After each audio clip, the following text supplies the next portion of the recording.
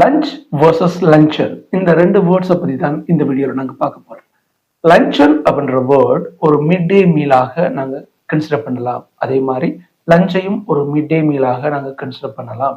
Lunch அப்படின்றது லஞ்சன் அப்படின்றதுடைய கிளிப்ட் word. 16th செஞ்சுரியில் லஞ்சன் அப்படின்ற word நாங்கள் பரவலாக பயன்படுத்திட்டு இருந்தோம். அதுக்கப்புறம் 19th செஞ்சுரியில் அது லஞ்ச் அப்படின்ட்டு கிளிப்ட் வேர்டாக மாறிச்சு. ஸோ அதுல இருந்து இது இப்போ வரைக்கும் நாங்கள் எல்லா மிட் டே மீலுக்கும் நாங்கள் லஞ்ச் அப்படின்றத தான் பயன்படுத்திட்டு வரோம். ஸோ இது சரியான்னு கேட்டால் ஓரளவுக்கு சரி. ஆனால் எல்லா இடத்துலையும் இந்த லஞ்ச் அப்படின்ற வேர்டை பயன்படுத்தலாமான்னு கேட்டால் நிச்சயமாக இல்லை.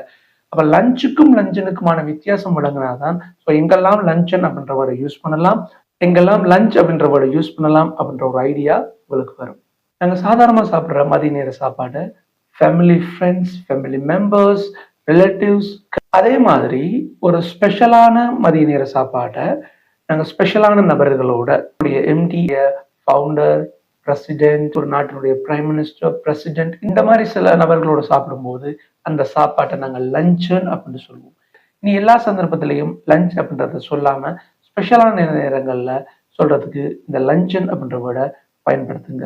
Just remember this, small changes with SK make you better in English. Thank you.